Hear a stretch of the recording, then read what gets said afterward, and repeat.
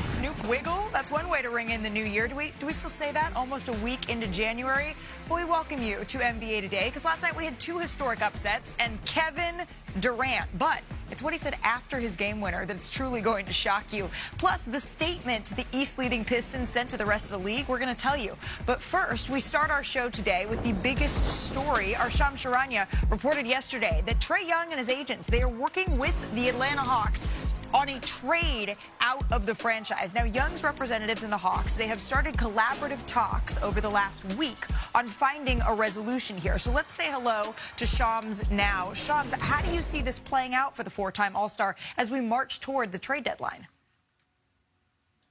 Like Trae Young's Hawks tenure is coming to an end. He appears to be in his final days and weeks in Atlanta after 7+ seasons together as the face of that franchise. And I'm told both Trae Young and the Hawks know he just doesn't fit with the current team anymore. We've seen the Hawks move and turn the page toward this young core of Jalen Johnson, Nickeil Alexander-Walker, Dyson Daniels, Onyeka Okongwu. And so both sides now are collaborating on trade talks out of Atlanta, turning the page, seeing where else Trae Young can land to be the lead guard of a franchise elsewhere. And this really started in the offseason when the Hawks decided not to offer a contract extension to Trae Young, and now Trae Young seeking a team that could give him an extension, and also stemming from the fact that the Hawks have played better this season without Young in the lineup. And so here between now and the trade deadline, the Hawks can either move Trae Young, they can wait for his contract to get to an expiring deal in the offseason when he has a player option,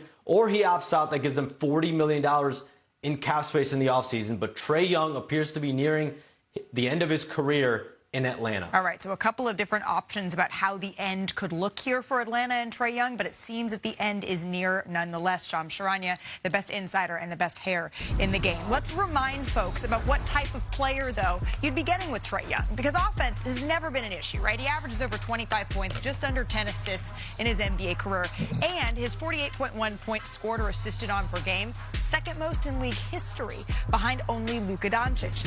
The issue, of course, comes on the defensive end, because since entering the league, Trae Young ranks as the least effective defender against ball handlers using on-ball screens. That's according to Genius IQ. And then this season, Shams mentioned the injuries that Trae Young has battled. Well, Atlanta, 2-8 with Young on the floor, 15-13 without him. So I'm here with Shanae Agumake, fresh off her trip all around the world, most recently Abu Dhabi. Is that right? Yes, Dubai. Abu Dhabi.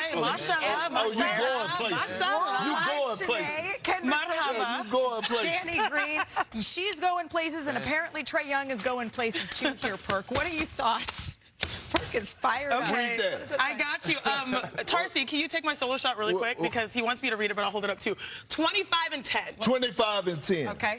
That's Trae Young numbers, career numbers. 25 points, 10 assists. Talk about Hall of Fame numbers, if you want me to go there. Talk about a guy that Jersey is going to be in the Raptors.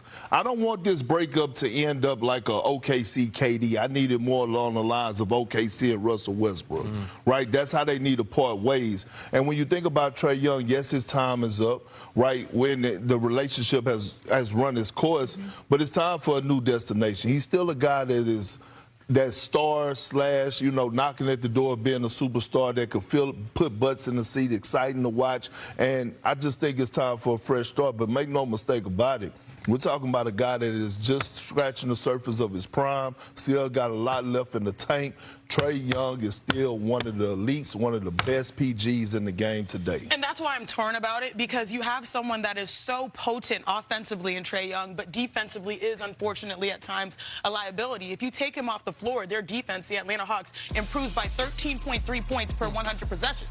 So that's a great defense. That's a lot of points. And also, I like this idea that I feel like, and correct me if I'm wrong, Danny, Malika, Perk, that 2021 Eastern Conference Finals run kind of lives rent-free in our heads. Like, oh my gosh, they reached success. But that was almost 5 years ago, half a decade. Sure. So, you know, the last place that you want to be, I always tell people. Not half a decade. I mean, maybe I guess that's a we're little in dramatic. 2026, so technically, oh my I know, gosh. right? But the worst place is to be in the middle. And I do think that this team with Trae was in the middle of the pack. They're actually below that because I believe they're 10th in the East.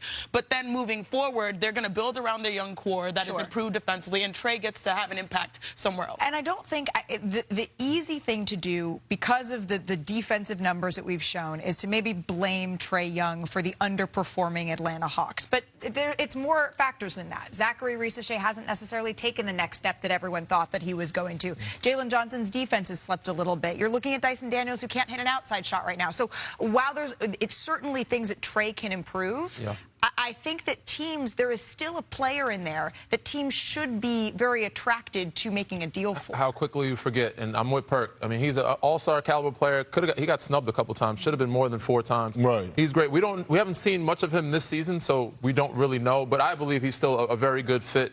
And this is no knock to Trae. Like, he's a very good player. They're just playing better without him. He might not fit with this group. But I honestly think, obviously, it's time. You know, they've been talking about trades and rumors the last couple of years. I think, you know, him and Ja swap could make sense. They both just need to change the scenery to me in the bigger picture. But, you know, Memphis could use a guy like Trae. Obviously, there's other teams out there, too. But, you know, he still, to me, is a really good player. We just haven't seen much of him this season. No, and we haven't. And the blessing in disguise is when Trae got injured, we was able to see the rise of Jalen Johnson. Yep. I had to realize just 2 weeks ago that the man is damn near averaging a triple-double. Like, real talk. You had to filter yourself for a second. Seriously, and I knew he was a superior athlete, but when it comes down to being able to go get 23 to 24 points a night and drop 8 or 9 assists and make guys around you better, we talk about different type of eliteness. And don't forget, they still have a pick from the New Orleans Pelicans here, so they could be looking, if they move on from Trae Young, to try to be going and getting and filling that spot if that does in fact happen. But we have seen a bunch of moves, a bunch of trades make huge impacts for teams, and we saw the fruits of that in one of the games last night. A little revenge game. It is a word? Yes, it is. I've been working on my vocabulary. Perfect word for Kevin Durant. How about H-Town? Because we saw a Frant and former Houston Rocket, Dylan Brooks, played each other in dramatic fashion here, Shanae.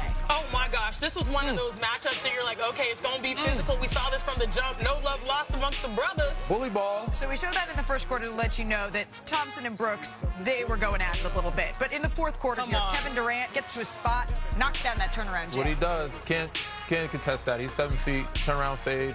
But the Suns battling back here. Devin Booker, he hit a huge shot to beat Oklahoma City the other day. Another big shot there.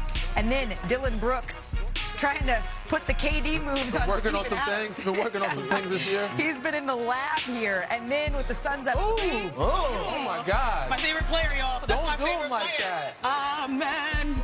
Amen. Plus the foul. I love that we get both pronunciations there. All right, so the game's all tied at 97. Will Booker hit another go-ahead bucket here? Booker, he tries for it. Can't quite get that one to go. So then an ensuing Rockets possession. And who are you going to call? Kevin Durant. That's exactly right. Gets the inbound pass here. Knocks it down from deep. Pack him up. Dagger. Pack him up. Get him up out of here. I love it. Durant delivers again. What a shot by KD. He finished with 26 points after nailing the dagger. And I guess they light the beam now. Something new, yeah. Houston's got a different celebration. Or maybe they're I'm going to see that. Let the steam, not light the beam, let the steam. There you go. Well, Monday, it marked Kevin Durant's 8th career go-ahead three-pointer in the final 5 seconds of a regular season game. That ties, anybody? Vince Carter. Half man, half amazing. For the most by any player since the play-by-play data was first tracked. Here's KD after It did. And look, I'm loving every bit of this pettiness. I'm loving people talking their noise. I'm loving Giannis getting on the break, windmilling when he's not supposed to. And KD, talk your talk, bro, because you took a lot of heat when you was with the Phoenix Suns. Although you still averaged about 27 points with them, we knew last night it was going to be a brawl for it all, the game winner, and he had 10 clutch rebounds. Kendrick Perkins. Yes, Where are we from? That's my name. That 281-330. I'm from Beaumont. You from Beaumont, I'm from Cypress, but we all play in Houston. We're starting off the year strong. I want to break down this game winner. I like the back cut that ensures Kevin Durant can get the ball because you're not going to leave the guy at the rim. So, one, he's able to get the ball on the most important possession. Devin Booker knows what's up. He's like, KD is coming. You're going to have two people here. It does not matter. He gets to his spots and elevates. And I want to show you guys how we go beyond the numbers here because this shot was huge. First of all, he jumped 2.4 feet in the air, the highest on any made three he has made. He had the wrist height on shot release, 9.65 feet, the highest, again, wrist height, only behind Michael Porter Jr. and Victor Wembanyama on average. And he was in the air for 0.8 seconds, the longest he's ever been in the air on a made three-point shot. Kevin freaking Durant knocking it down, making history. I love this. And there's certain moments when you get a player of his caliber, a generational player, and you're like, he has arrived. I think this was a Houston has arrived moment, and so has one of these legends. But that's why they brought him here, to go do what he do, and that's take over the game in the clutch, hit game winners. All those damn numbers got me dizzy. Houston cleared for takeoff. 24-1 on the season and looking like a threat to the Warriors' record. The Thunder, they've dropped 6 of their last 12 games, and last night was a real buzzkill. Okay, why is it still extending the drum roll? OKC on a back-to-back, hosting the Hornets here. Can I make this stop? There we go. They entered the night 17-1 at home this season. Absolutely everything, though, was falling here for Charlotte. Yes. Charlotte had one of those nights. Right, 51% from three, and on defense, they held the Thunder to under 100 points for the first time all season. So Charlotte blows out Oklahoma City. The Thunder, they closed as 15.5-point favorites. This is the DraftKings Sportsbook, making their 27-point loss the largest by a 15-point favorite in the last 35 years. Wow. Track that sort of thing. That's Shanae's lifetime. That's 10 more points than the previous record for the that over. He took the over. There you go. All right, speaking of underdogs here, the Nuggets, they were playing without Nikola Jokic and Jamal Murray. No problem, right? Not to mention Aaron Gordon, Christian Brown, and Jonas Valanciunas, Cam Johnson, all out. Well, what had happened was Joel Embiid, he played 40 minutes in the regular season for the first time since 2023, Shanae, and he was showing every bit of the MVP that we remember. It makes me nervous to say, oh my gosh, here comes Billy. They've got 2 Energizer buddies, and they got Joel Embiid looking his best form we've seen. We almost got to play that song, Stand Up and Cheer, but not quite. As we go to the fourth quarter here, Bruce Brown in the corner 3. The Nuggets take the lead by 3. A few possessions later, the 76ers down by 5. VJ Edgecombe Young fella. hits the 3 at the top of the big. key. Clutch. And then under a minute remaining, Tyrese Maxey gets out in transition. Bye-bye. Maxey not ready Change of pace. for the game to be over. So what about 5 extra minutes of basketball? Under 2 minutes in overtime, Paul George finds VJ Edgecombe for the exclamation mark. Come on. Huge slam and big hops there for Edgecombe. That's See what why you they call love it. him. Look at Joel. Look at Joel. Run him back. Bruce Brown. This would be called as goaltending. You can see the ball hits the rim before Joel Embiid makes contact, so count the basket. And then Maxey tries to throw the floater up here. Sniper got him. Oh, can't quite get it to go. The 76ers lose this one by 1, and look how hyped the Denver Nuggets are. So what does that all amount to? Well, entering Monday, underdogs of at least 14 points this season. They were 1-26. The Hornets win. The Nuggets win. So that means that Monday was just the second day in the last, again, 30 years, Full had moon. multiple wins by 14 points. Was it a wolf moon? I saw something about like Might have been wolf some moon type of moon. lately. It had to be some type of moon. All those teams losing yesterday. Oh, well, you could keep your moon. It was a weird night, though, right? As we say hello to our friend Tim McMahon. This kind of feels like at one point in the season, the Western Conference, everyone's just waiting for the Oklahoma City Thunder.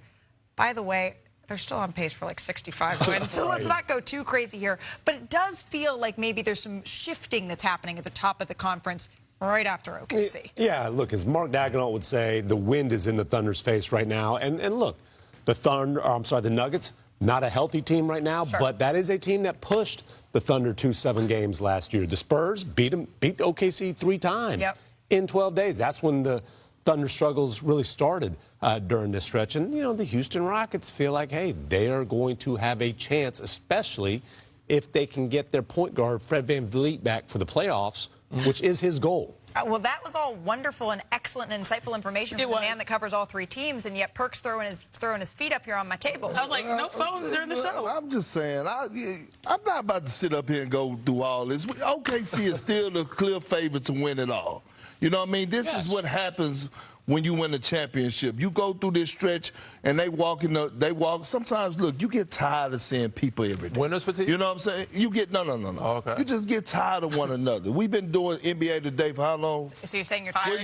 No. Damn. No, but I'm saying, He's making a point you can relate but to. what I'm saying is, when you win a championship, man, you come in the locker room. Sometimes, you spending more time with those guys than you doing with your actual family. And you go through a rough patch where you go lose games because you have this arrogancy. They need this moment so they can have that coming to Jesus moment and regroup. OKC is going to be just fine. And there's certain games that all pro players, you lose to that team, especially on your home floor, and that will force the coming to Jesus, right? But, Perk, you're saying that this is nothing. I might say this is something because fatigue is real. This is a team that has played the most games since the start of last season, over 105. This is a team where people are figuring out how to scheme a little bit more effectively against SGA. He's still going to go out there and get you at least 27, 30 most nights. But the schemes are kind of working. One thing that I did like is J-Dub sort of turning up the aggression later because that is what separated them as they were trying to win a championship. Yep. And so when they were struggling down 20, I saw him play more forcefully. So I think that these are good lessons for them. I'm not worried, but I do think the team defense is hard to replicate night in and night out. And we can back it up outside of just the Charlotte game, Danny, because we're looking at the 6-6 over their last 12. Yeah. I mean, for me, I'm with Perk. I mean, I think they're still the clear favorite.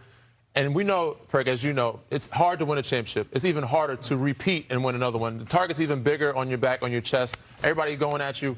They start out, so the standard for them is very high because they were 24-1. They're a really good team. I didn't expect them to win 80 games or 75 games, but they're still on pace to do very well. But right now, they're showing vulnerability. They're showing some weakness. They don't look as dominant. Their aura is a little different. I'm seeing a little bit of low with them, so they got to find a way to reset and figure it out because right now they're in a phase that I'm not liking right now. Yeah, look, I think the hype might have gotten a little bit heavy for them too, right?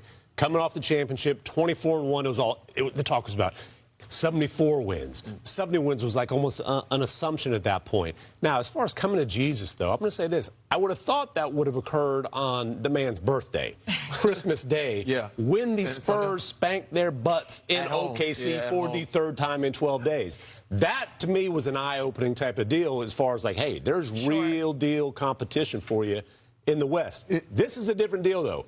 They had 45 straight wins against sub-500 teams, and the Hornets came in there and blew them out last night. That's embarrassing. Well, and when you're looking at Oklahoma City here, this is all happening before the trade deadline. So if there's little tinkering that needs to happen or needs to be made, Sam Presti is looking at all of this and saying that they have options, right? I put my hands off the wheel. They good. Yeah. But what I'm saying, last thing is that everyone is going to give OKC their best shot. We saw against the Phoenix Suns. Absolutely. The kid Goodwin came in and had 8 threes. Yeah. 8 threes. Like, so that if we're happens saying against something, the champs. nothing, or everything, this is something between nothing and maybe a little bit towards something. But something that could develop into a factor here is Nikola Jokic's health, and that really could shake up the Western Conference. So let's bring Shams back in for this, because Shams, we know that Jokic, he had a hyperextended knee. He did that last Monday against the Heat. So what's the latest on when we could see him back here? Look, Nikola Jokic is rehabbing around the clock, and it's really been every few hours he's been weightlifting, he's been getting cardio in on the bike, he's been icing that knee, and I am told he has started spot shooting on the court. The Nuggets won't be rushing Nikola Jokic back. He's still weeks away from a potential return, so you're looking at the end of this month as a window for that. They still need to allow him to build some movement, sprinting, running, cutting, and that's going to take place over the coming weeks. And in the meantime, before the Nuggets player development coaches can begin working on Nikola Jokic on the court and doing 3-on-3, 5-on-5, they've got their own player development guys that they've been concentrating on, Jalen Pickett to the world, Zeke Naji to the world, to step up in Nikola Jokic's absence, at least for the next few weeks. Yeah, big game for Jalen Pickett the other day. And look, the Denver Nuggets, they are... What's your favorite Snoop song, McMahon? Gin and juice. So fast. There you go. Oh, he was sipping and rolling into it, Dome. Got my mind. For the Warriors On my and the money. Clippers here, we are still on Disney Airways, friends. Here he is pregame with Steph Curry. Oops. What's the motivation after so many years of winning and then having such a hard time getting it together this season? What's the motivation?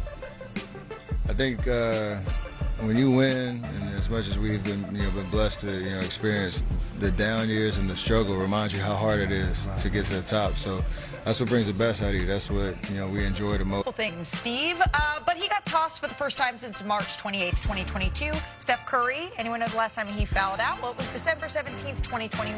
Wow. If anyone's looking for a silver lining, what happened in the 2021-2022 season? Bueller, the Warriors won a title. Must have been why. Not saying that history is going to repeat itself, but stranger things have happened. From the West Coast to the East Coast, because according to ESPN Analytics, the two most likely teams to match up in the Eastern Finals, they battled last night in Detroit here, Shanae. Jalen Brunson and the Knicks, late in the first quarters where we picked this up, it's all Cade This Cunningham. play right here, the shift of gears, they call it motorcade because he has that thing. He's got that ignition. You know what I mean? He can shift gears and really go from 0 to 100. Brunson pulls up for three, knocks it down, trying to keep his team in this game, but it wouldn't last very long. Final seconds of the second quarter here. Cunningham putting in that work. Asar Thompson, easy dunk inside. The Knicks defense falling asleep a little bit on that one. And then early in the third quarter, Cunningham again, just bully Big ball. guard. Gets Over inside. The top, too small deuce. Knocks down the jumper. And then early in the fourth here, Shanae, Cunningham has the ball up top. All five Knicks defenders are zoned in on him. Yeah, number 2 in the NBA in assists per game. Everyone is keyed in. He's able to find the shooter in the corner. The way that he has mastery when it comes to breaking down the game for scores, but more importantly for pass, he generates so much offensively. And then he leaves Ron Hall in the second wide open. I like the high knees in the corner. He's so excited. A little extra cardio there. And then losing it here to Javonte Green. Cunningham all the way. Gives it back. You got to reward Green. Long night. Long night. Sorry, Spike. Sorry, Spike. 121-190 is your final score here. Detroit basketball is rolling. And Cunningham, he scored or assisted on 61 points. He overshadowed the Knicks starters, who scored or assisted on 55 as a group. And by the way, this is the Knicks' fourth straight loss. Boston, hello. Uh-oh. They win in Chicago. Number New York 2 falls to third in the East. And don't look now. But there is the Boston Celtics sitting pretty at number 2. Nevertheless, ESPN Analytics and DraftKings Sportsbook, they both still favor the Knicks to come out of the East this year. But this Eastern Conference, it could look very different in the next month or so. Now on ESPN.com, our insiders, they released their Trae Young trade guide this morning in the wake of Shams' news yesterday. So when we're talking trades, we need to welcome in Mr. Money Moves himself, Bobby Marks. Because, Bobby, there's a lot of appealing destinations for Trae Young to land. We know that he is prioritizing getting paid, and no one's going to blame him. So what makes sense to you here? I think it's the Washington Wizards, Malika, and I think it makes sense for both teams here. I think starting with Atlanta, how do you get back money that doesn't stretch past this current season here? And I'm looking at a player like C.J. McCollum, who's on an expiring $31 million contract, and he also helps a primarily ball handler. When you lose Trae Young, you need somebody else in that backcourt here, and I think McCollum, at least for this year, fits that need here. Certainly young players to come back in the deal to balance out that roster. And then I look at it from the Wizards' perspective. Here's a team that's sitting on potentially $100 million in cap space this offseason. Trae Young kind of fits that need when you look at the free agent market. 8 players over the age of 30. Trae Young is 27. He can slide right in there with this young group. It's more of a move for next year, similar to what Toronto did when they traded for Brandon Ingram. It wasn't about this year. It's a move for next year and years beyond that. Okay, so because Trae Young, he didn't sign that extension, so some might say, okay, it could be easier to move a player like Trae Young, but you're here to say, wait, not so fast? Yeah, I think there's two challenges here. I think there's the on-the-court challenge. Listen, point guard and center are the strength in the NBA right now as far as when you look at teams, as far as there's not much of a need for that. And then there's also the financial element here. $46 million and $49 million next year on that number. It's a player option here. Yes, there are teams with cap space, but that's a big number to move, $46 million in this landscape where trades are a little bit more difficult with these CBA rules. Okay, so this is going to be a couple of pathways that we could see the Hawks pursue with Trae Young, but what we do know right now is that Trae Young and Atlanta, they're having conversations about paths forward that don't include Trae as a centerpiece of this franchise. Bobby, we always appreciate your insight here in helping us sort through all of these things. Mr. Marks, as Danny always says. But a few months ago, we let Mr. McMahon rule our set. Let's just remind everybody of how this went. But this is our friend Judge McMahon, the man in the middle. Yeah. Max contract. Value. Prove it, big fella. Sing. Watching you swinging that thing. I would like to file an appeal. Oh, we're warming up the gavel. Yeah. Howdy, partners. The governor of the gavel is back. It is time again for McMahon in the middle. The trade deadline less than a month away. Trae Young has been the topic of conversation. Let's start with him. Team Texas. Let's go. Do you have a spot in mind for Ice Trae? Okay, I do. Can I tag in first? Go ahead, do your thing. All right. I have a spot in mind. You know, if there's one person that understands I can do bad all by myself, it's Anthony Edwards. But let me tell you something. No, you can't. No, you can't. Respectfully, because you have made it to the Western Conference Finals the last 2 years. But you need a PG. You need a hero. And Trae Young is that guy. They are, I believe, 11th in three-point percentage. They are 12th in assists. They are 14th in made threes. This guy is a career 25 and 10. I didn't know we had a shot clock again. That's a shot clock. Next time, tell us. But I feel like he fills the hole It was news to me. get them over the hump. So thank you very much for being gracious. Wait, for being gracious, Your Honor. Thank you. West Coastal Elites. Not bad, not bad. Tag me in, partner. Hold on. It's not good. I like Minnesota for him, but there's other teams after that do need a point guard. I like Orlando. I also like, who else? I like a switch with Ja Morant and Memphis. They both are talking about rumblings of them being traded. Why not them both just get a new scenery, a new atmosphere, and trade each other for each other? Why not? Have Trae and Memphis, have Ja in Atlanta. I like both of those situations for them. So Minnesota's decent, but I like my situation a little better for Trae. You know what? That's a three-time champ beating the buzzer right there. He did beat the buzzer. I like the fit in Minnesota. I just don't know how they can make the money don't trade got it. happen. They'd have to give up such a critical piece to get him. But it's about the argument. It's not about the reality. It's whatever Tim decides. It's about the... Orlando's tempting me too, but you know who I'm going to go with? Bobby Marks in Washington. Okay. That's where Trae, I believe, will end up. That is the best fit. Neither one of you win that one. All right. Staying, it's my courtroom. All right. Okay. Danny Green. Staying in the East. Yeah. Giannis's future Milwaukee remains Giannis's future in Milwaukee. murky. Okay. Do I have an echo? No. Okay. West so used to Coastal Elite, hosting, Malika. I can't step Malika, off. you can talk now. Oh, okay, great.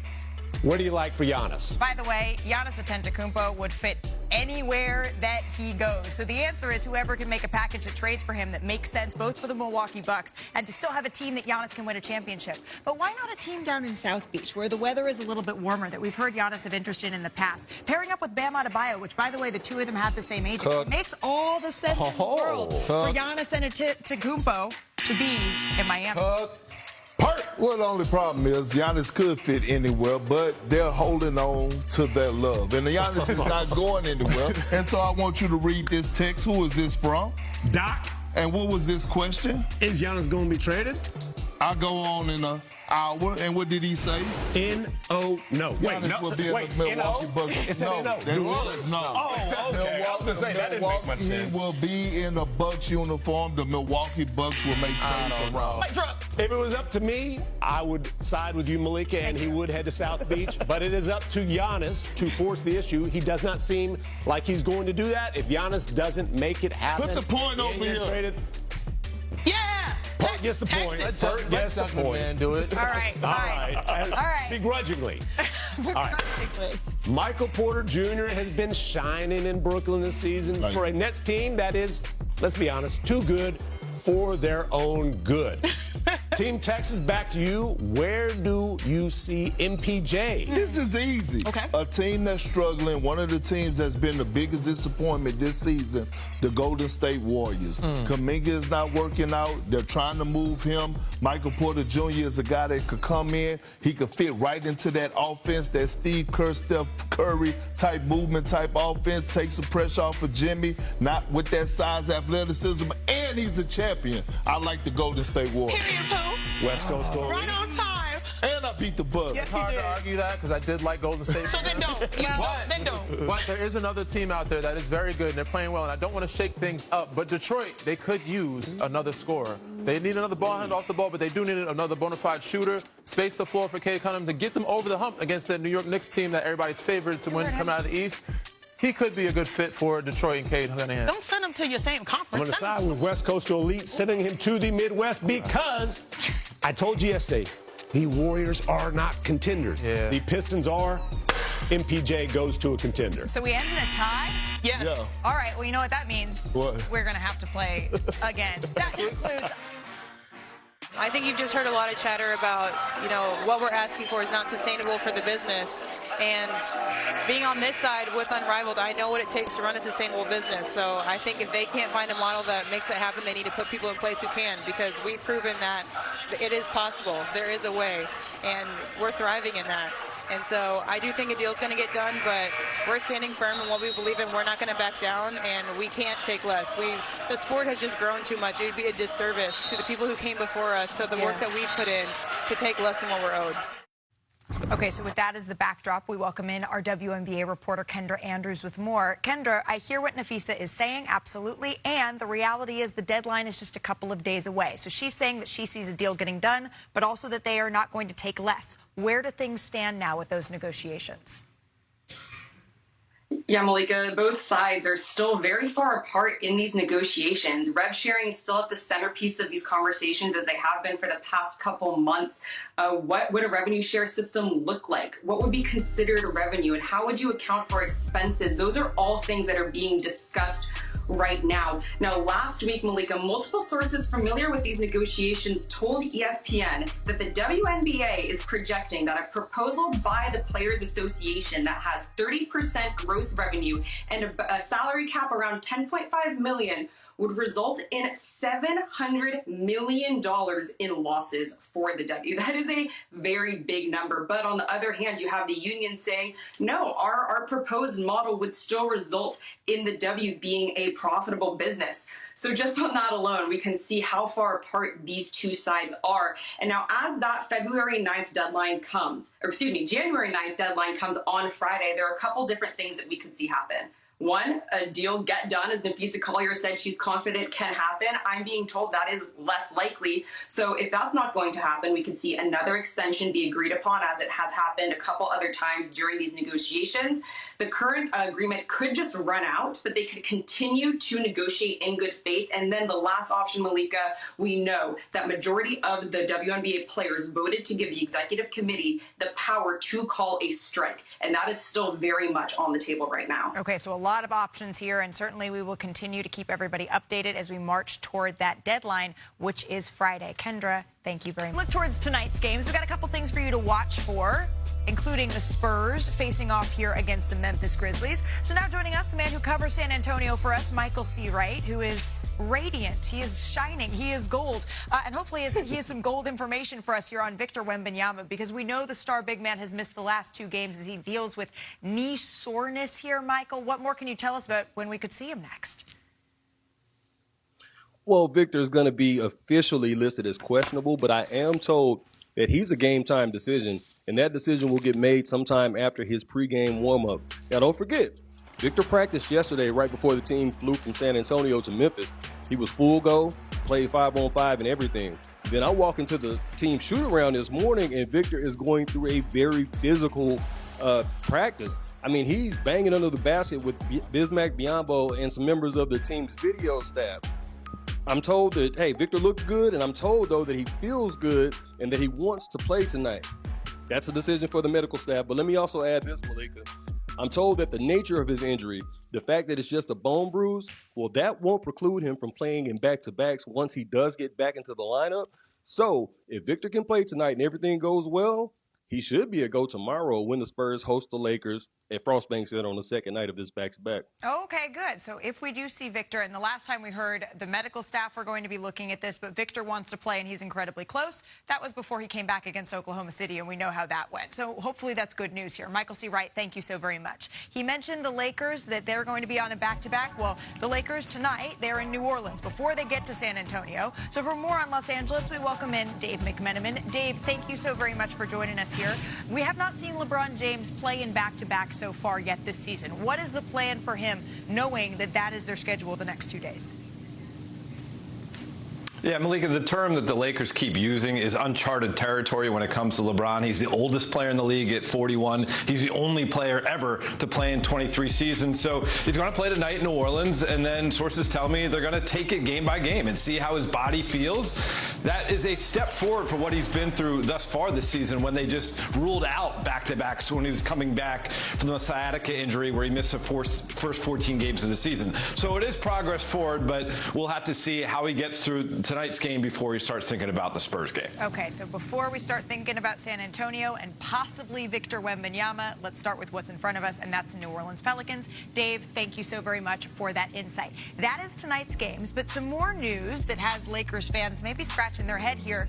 The second All-Star returns came back. This is from the fan votes. And look, you see Luka at the top. Okay, Giannis a second, makes sense. Nikola Jokic, they lead the way.